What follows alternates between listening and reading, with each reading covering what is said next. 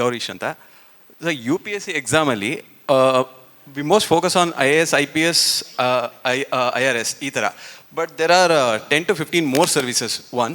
Secondly sir, U P S ಸಿಲಿ optional subjects ಇರುತ್ತೆ. As more youngsters are sitting over here, they should take the optional, where in engineering all the subjects will not be available. ಅವ್ರಿಗೆ ಅವ್ರದ್ದು subjects ತೊಗೊಂಡಿರ್ತಾರಲ್ಲ, ಆಪ್ಷನಲ್ಗೆ ಹೆಂಗೆ help ಆಗುತ್ತೆ? So on that aspect can you guide us? U P S ಸಿಯಲ್ಲಿ ಸುಮಾರು 26 services ಇದೆ. ಅದರಲ್ಲಿ ಟಾಪಲ್ಲಿ IAS, IPS, Indian foreign service, IRS ಆ ಥರ ಉಂಟಲ್ಲ. ಔಟ್ ಆಫ್ 26 ಸರ್ವಿಸಸಲ್ಲಿ ಯಾವುದು ಕೂಡ ನಮ್ಮ ಇಚ್ಛೆ ಪ್ರಕಾರ ನಾವು ಅದರಲ್ಲಿ ಆಪ್ಷನ್ ಪ್ರಯಾರಿಟಿ ಕೊಡ್ಬೋದು, ಯಾವುದು ನಾವು ಪ್ರಿಫರ್ ಮಾಡ್ತೇವೆ ಆ ಥರ. But generally top IAS, Indian foreign service, IPS, IRS ಈ ಥರ ಪ್ರಿಫರೆನ್ಸ್ ಕೊಡ್ತಾರೆ. ಆದರೆ ಸಬ್ಜೆಕ್ಟ್ ಆಪ್ಷನಲ್ ಸಬ್ಜೆಕ್ಟ್ಸಲ್ಲಿ there is a list of about 20+ subjects ಇದೆ.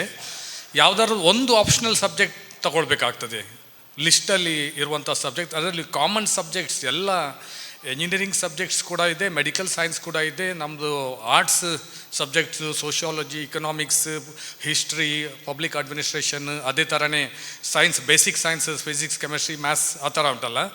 Almost all subjects. ಅದರ ಜೊತೆ ಲ್ಯಾಂಗ್ವೇಜಸ್ ಕೂಡ ಇದೆ, ಕನ್ನಡ, ತಮಿಳು, ಹಿಂದಿ, ಸಂಸ್ಕೃತ್ ಆ ಥರ ಉಂಟಲ್ಲ. ಈವನ್ ಪಾಲಿ ಭಾಷೆ ಕೂಡ ಇದೆ. ಯಾವುದಾದ್ರೂ ಒಂದು ಆಪ್ಷನಲ್ ಸಬ್ಜೆಕ್ಟ್. ಮತ್ತು ಜನರಲ್ ಸ್ಟಡೀಸಲ್ಲಿ ಟೋಟಲ್ 6 ಪೇಪರ್ಸ್ ಇರ್ತದೆ.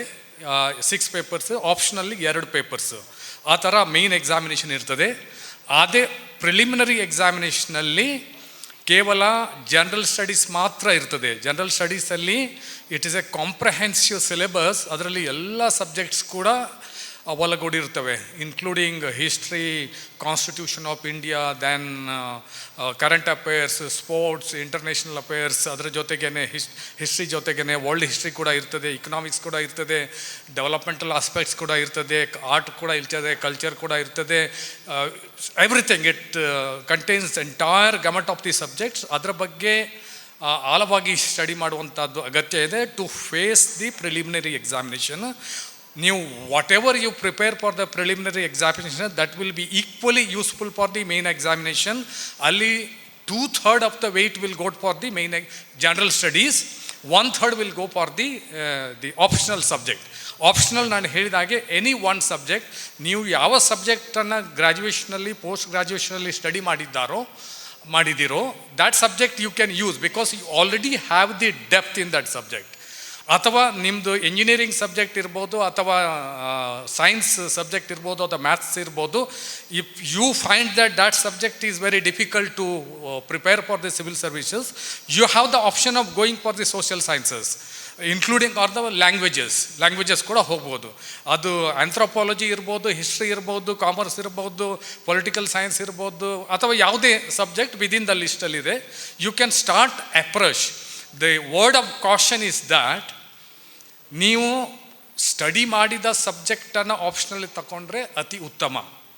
ಫ್ರೆಶ್ ಸಬ್ಜೆಕ್ಟನ್ನು, ಹೊಸ ಸಬ್ಜೆಕ್ಟನ್ನು ನೀವು ಸೆಲೆಕ್ಟ್ ಮಾಡಿದರೆ you have to start the study approach.